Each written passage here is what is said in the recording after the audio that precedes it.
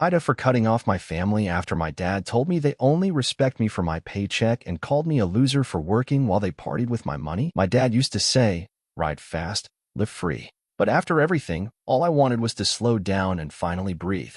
My name's Marcus. I'm 28 years old, born and raised in Port Angeles, Washington. Not a big city, not small town rural either. Just a place that used to feel like home. Growing up, things were actually decent. My dad, Ray, ran a custom motorcycle shop just off the main strip. Ray's Ironworks had this local legend vibe, guys with tattoos and beards bringing in Harleys and Triumphs, sometimes just for Ray to bless it with a new seat or a wicked paint job. Business was good, especially when I was a kid. We weren't rich or anything, but we had enough. Back then, I didn't notice the cracks. My mom, Karen, loved to talk about the good years like they were golden scripture. She always painted it like a dream, Ray being the best at what he did, the shop packed, and the house full of life with me and my two older siblings, Devin and Rachel, running around like maniacs. I ate that story up for a while. Then came the crash, first the economy, then everything else. I was 16 when it all went sideways. The motorcycle world slowed down hard. Ray stopped innovating, stopped trying, and just got mean. He spent more time drinking beer in the garage than turning wrenches. When the bills piled up, instead of adjusting, he doubled down, took out loans, blew cash on half-finished custom builds no one wanted. The shop folded in less than a year. After that, the house felt colder. Not literally, though we did go a couple winters with spotty heating, but emotionally. Ray got bitter and lazy. He'd sit in his old recliner muttering about how the world changed too fast. Karen? She clung to the past like it was a life preserver, telling anyone who'd listen how Ray used to be a genius. As for Devin and Rachel, they pretended nothing changed. Devin was the oldest, 2 years ahead of me. He had charm, no doubt, always the one with the easy smile and the I'll-figure-it-out attitude. He didn't. After high school, he bounced between jobs, mostly fast food and retail, quit anything that required effort. Rachel, a year younger than him, was even worse. She got into makeup videos and lifestyle content, always trying to go viral. Spoiler, she never did. By the time I turned 18, I knew if I wanted anything, college, a decent life, I had to make it happen myself. So I did. I applied to community college and got in. No scholarships, no trust funds, no help. Just student loans and side gigs. Bartending, warehouse work, unloading delivery trucks at dawn. Anything that paid cash and didn't make me hate myself. And the money? It didn't stay with me. Almost every paycheck I made went back into the family. Ray would ask with that fake gruff voice, like he was doing me a favor by needing my help. Karen would pull the guilt card, talking about how a good son supports his parents. Devin and Rachel? They didn't even ask. They just took.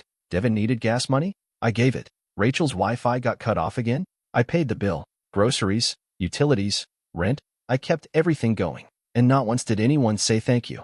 Still, I told myself I was doing the right thing. That family comes first. That maybe, just maybe, if I stuck it out, things would change. I'd get a decent job, we'd find a groove, and all the sacrifices would mean something. I believed in duty, in being the one who didn't bail. I used to think that made me noble. Now I'm not so sure. After I graduated, I landed a job as a logistics coordinator at a construction supply firm. Not glamorous, but it paid better than anything I'd had before. 48 grand a year to start, bumped up to 53 after my first performance review. Steady work, long hours. I was usually out the door by 6 in the morning and didn't get home until close to 7 at night. I thought maybe this would be the turning point, that now I was earning real money.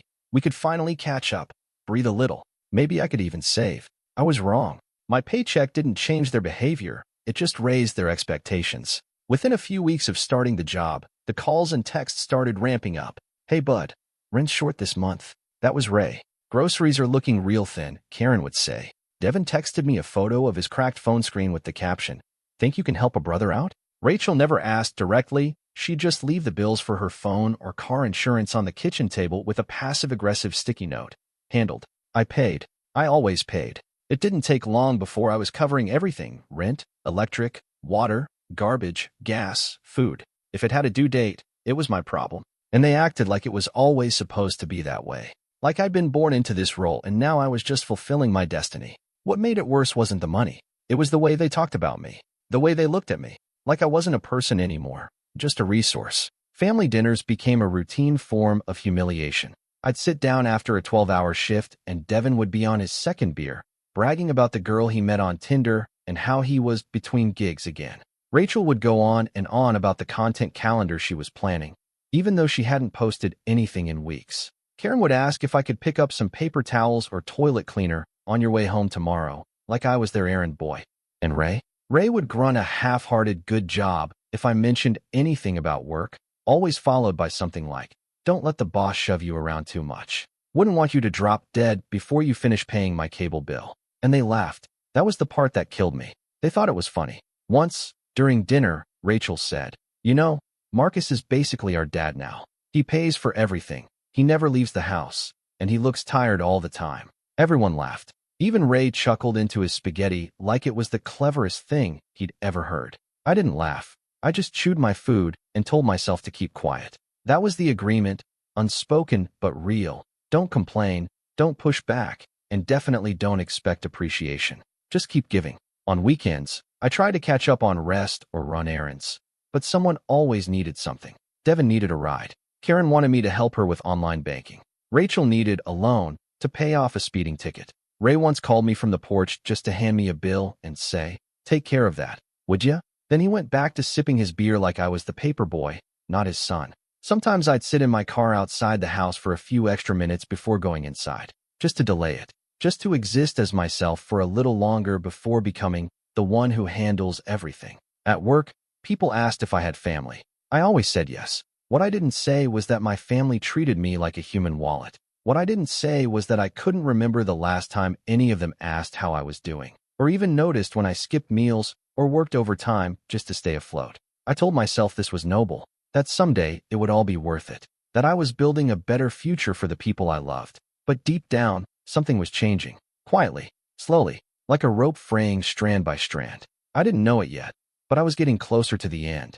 A year and a half into the job, I got promoted to regional logistics manager. It came with a title bump, a corner desk with a view of the ferry line, and a salary just over 70. It felt like I'd finally clawed my way out of the mud, like I had a foothold in something real. So, I did something I hadn't done in years. I planned a celebration. I wanted to share the win, maybe even get a little recognition. I made a reservation at this sky-high revolving restaurant in Seattle. Pricey, classy, the kind of place where they fold your napkin if you get up. I told the hostess it was a family dinner for 6. The night came, and everyone showed up late. Of course, Karen wore this dated velvet shawl she always insisted was her going-out look. Ray showed up in jeans and a t-shirt with a hole under the arm. Devin had on a backward snapback like he was 20, and Rachel brought an attitude and a vape pen she kept sneaking hits from in the restroom. I tried not to let it bother me. This was supposed to be a celebration. My night. The elevator ride up was quiet, awkward. Rachel complained about the elevator music. Devin asked if the place had wings. Ray made some comment about the view probably being better if you were drunk. We were seated next to the windows. The view of the sound was incredible. Sparkling lights, ferries drifting past, the skyline glowing in the distance. I ordered champagne for the table. The server handed me the wine list, and I picked the mid-shelf bottle, still expensive enough to sting.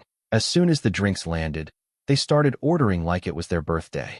Rachel asked for the filet mignon and lobster combo. Devin got the ribeye with a double side of garlic prawns. Karen asked if she could get her dessert first, just to try. Ray ordered scotch, not the cheap kind, twice. No one said congratulations. No one even asked about the promotion. So I brought it up. I got bumped to regional manager, I said, lifting my glass. Pretty big step. Karen blinked like she'd just remembered why we were there. That's nice, sweetie. Does that mean you'll finally be able to fix the dryer? Rachel perked up. Oh, so you're making, like, what now? More than 6 figures. She didn't wait for an answer. You should help me get that SUV I've been looking at. The dealership keeps denying me. But if you co-sign. Devin jumped in before I could respond. Or, he said, grinning, you could take your favorite brother on a little cruise. I mean, come on, international travel builds character. He laughed, nudging my arm. Let me know if the new company card covers alcohol. Karen giggled behind her wine glass. Oh, stop. Let him enjoy his little raise before you spend it all. Then Ray leaned in, glass in hand, and said the thing I'll never forget. Only reason we respect you at all is 'cause your wallet's bigger than your balls. The table exploded in laughter. Devin nearly spit his drink. Rachel slapped the table. Even Karen, red-faced and choking on her cheesecake, wheezed out, Ray, you can't say that. I sat there, frozen. My smile dropped. My chest tightened. The moment stretched. I wanted to say something, but my mouth went dry.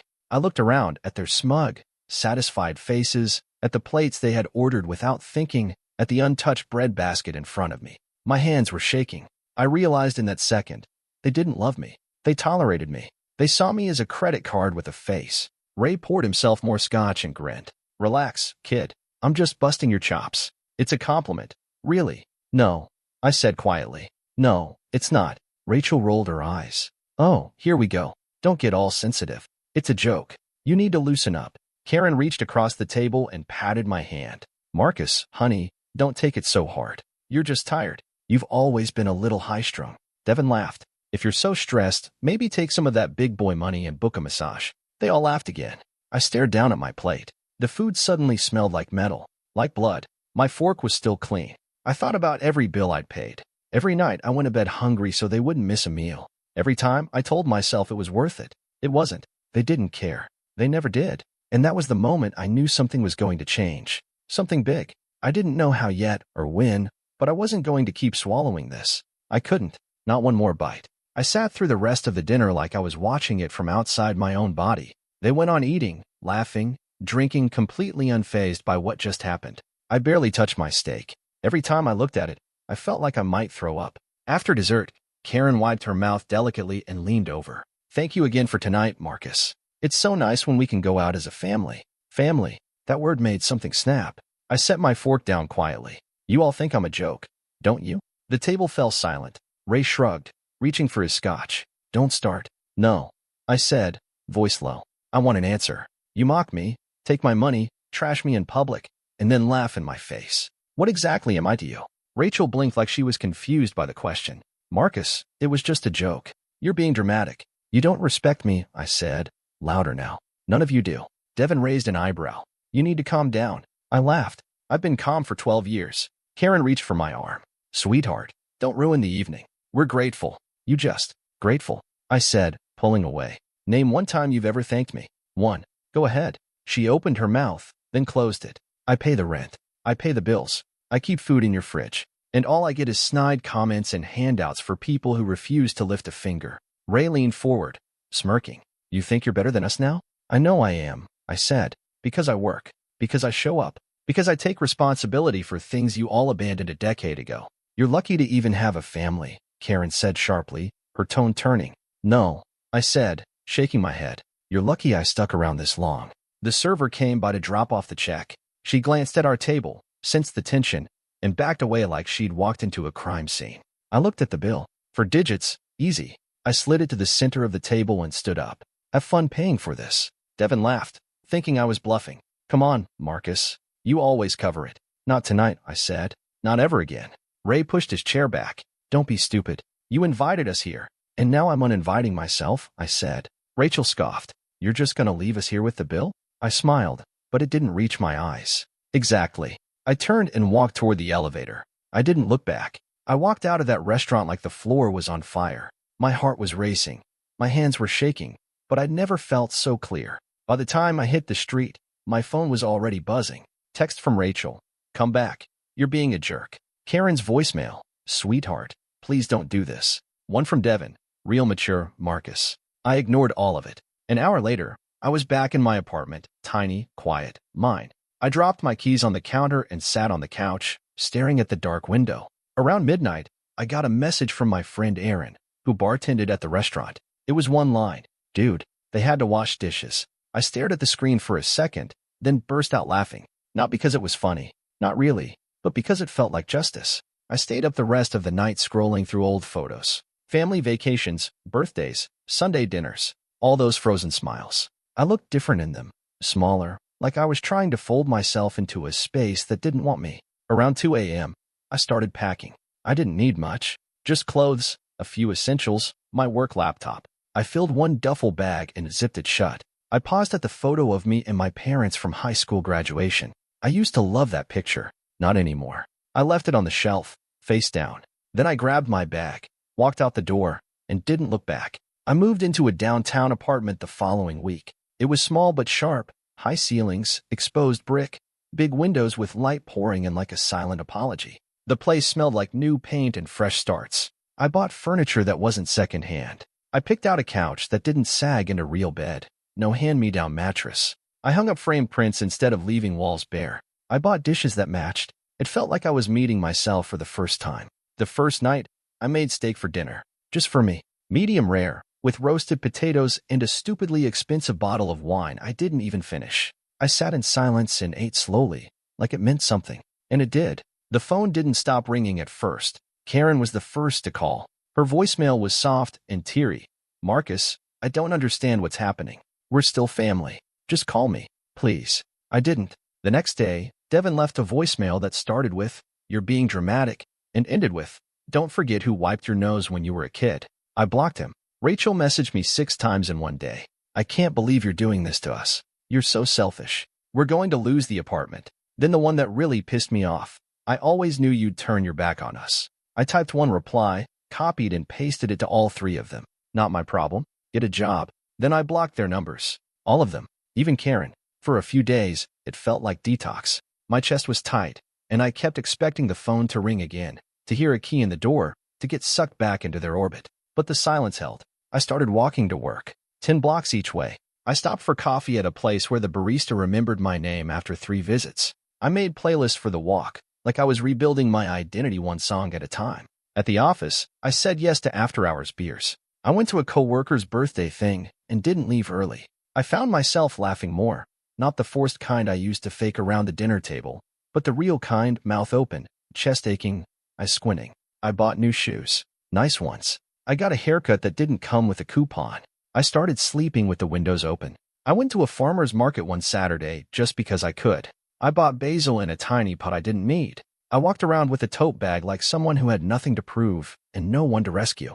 And for once, I didn't feel guilt creeping in. I felt peace. One night, I stood on my balcony with a beer in hand, looking out at the skyline.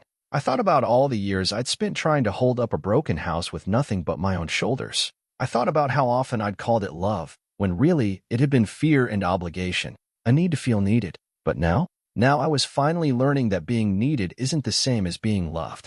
And I was just getting started. It happened on a Thursday night, one of those casual after-work things I used to avoid like the plague. A few of us from the office went out for drinks at this converted train station bar with dim lights and overpriced cocktails. I wasn't planning to stay long. I never did. That's when I met Alina. She wasn't flashy, just real. Shoulder-length dark hair, oversized hoodie, boots with worn soles. She had this calm confidence, like someone who didn't care if she impressed you or not. Turned out she was a friend of Evan from accounting. She'd done some landscape work for his dad's lake cabin. We ended up sitting next to each other after someone ordered too many fries and the table got shuffled around. I made a dumb joke about how this place probably used to serve train food, and she laughed. Not politely, really laughed. The kind of laugh you don't fake. We started talking about movies. Old ones. She quoted Casablanca, and I told her I once tried to watch Citizen Kane twice and fell asleep both times. By the end of the night, we were leaning in a little too close, still passing the last of the fries between us, talking like we'd done it a dozen times before. That weekend, she texted me first. Our first date was just coffee and a walk around the sculpture park, but it felt like a vacation. She asked questions, real ones, not just about work. She wanted to know what made me angry, what kind of childhood I had, what music I listened to when I couldn't sleep. And she listened when I answered. She didn't care that I wasn't polished. She didn't care about the drama I'd left behind. When I told her, bit by bit, about the mess with my family, she didn't flinch. She just nodded and said, "Yeah, that sounds awful, but I'm glad you got out." Being with her felt easy in a way I didn't know relationships could be. We didn't play games. We split tabs. She insisted on paying for her own movie ticket the first time we went out. When I tried to cover it, she said, "I like you, Marcus. I don't want to owe you." That line stuck with me. We started doing small things together, urban hikes, grocery runs, sitting on her porch with warm takeout and cool air. There were no grand gestures, no dependency, just 2 people showing up for each other. I remember one night, maybe a month in, she fell asleep on my couch while we were watching Rear Window. I looked over and saw her tucked under the throw blanket, mouth slightly open, one hand resting on my arm. And for the first time in a long time, I didn't feel tired. I didn't feel drained. I felt like I belonged. Not because I was providing, but because I was just there. And that was enough. She never once asked me to explain my value. She saw it. She respected it. She respected me. And slowly, I started to believe I was worth more than the things I could do for people. With Alina, I wasn't the bank. I wasn't the fixer. I wasn't the crutch. I was just Marcus. And for the first time in my life, that was more than enough. It happened on a Monday. Cold, gray, and drizzling just enough to be annoying. I was finishing up a spreadsheet when my office manager buzzed me. "There's a guy downstairs asking for you. Says it's urgent." I wasn't expecting anyone. "What's his name?" She hesitated. Said his name is Ray. I didn't move at first. I just stared at the phone, waiting to feel something. Anger, panic, anything. But I felt nothing. I took my time getting to the lobby. When the elevator doors opened, there he was, Ray, standing near the front desk like a man who didn't know where he belonged. His jacket was soaked through, hair matted with rain, shoulders hunched. He looked smaller than I remembered. Older, not just in years, but in the kind of way life drags a man down when he refuses to change. He spotted me and gave a faint, pathetic smile. "Hey, kid." I didn't smile back. "What are you doing here?" I asked, keeping my voice flat. He cleared his throat. "Didn't know where else to go? Figured. Maybe we could talk. I'm working." Yeah, I know." He looked down at his shoes. "It's just, we're in a real bad spot." There it was. "We got evicted," he said. "Couple weeks ago. Karen's been staying with Rachel on her couch.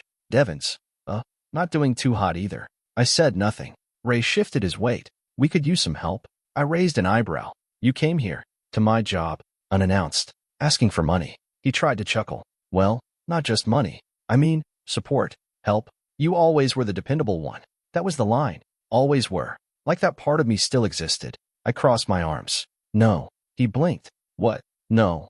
I repeated. "You're on your own, like I've been my whole life." Ray scoffed, defensive now. "You don't have to be like this. We're family. You owe, No."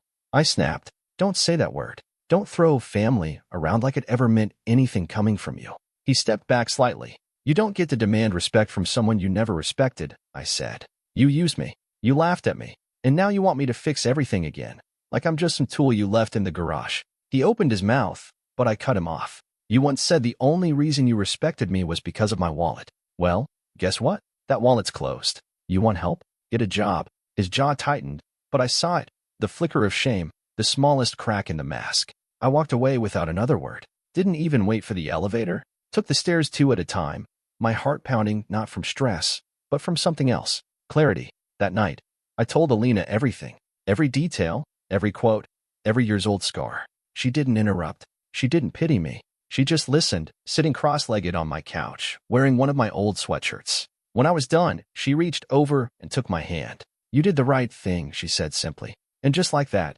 the weight I didn't realize I was still carrying slipped off my shoulders. We booked a weekend trip to the mountains the next day. A quiet cabin, 2 nights, no phones. Just trees, silence, and each other. And on the drive up, as the city faded behind us and the rain turned to mist, I realized I wasn't just escaping them. I was running towards something better, something mine. The weekend in the mountains was quiet in all the right ways. No ringing phones, no guilt-twisted messages, no one asking for anything. Just me and Alina, a warm cabin, soft music, and coffee that stayed hot because no one was knocking at the door. On Saturday morning, we went for a walk along a fog-draped trail. I snapped a photo of us by a wooden overlook, our breath in the cold air, her arm around my waist, both of us grinning like we had nothing to prove. I posted it. No hashtags, no caption, just the photo. An hour later, the storm hit. It started with a text from Rachel. "Wow, so you're out playing house with your new girlfriend while your real family is living out of bags? Cold."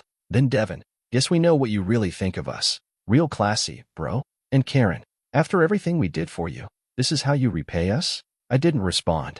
They kept coming. Messages stacked up like trash bags left on the porch. Rachel again, "You're heartless. We're your family." Devon, "Hope she likes leeches. That's what you attract." Karen, "You'll regret this one day. I still can't believe how selfish you turned out." I read them slowly, carefully, and then, one by one, I typed the same response to each of them. Get a job, send, block, repeat. It felt mechanical, and maybe that was the point. No emotion left, no shaking hands, just the dull finality of a locked door that could no longer pound on. Alina sat next to me on the cabin porch as I put the phone down. She didn't ask what they said. She didn't need to. She just placed her hand on my knee, steady and warm. "They don't own you anymore," she said quietly. And they didn't. For years, I'd let them define me.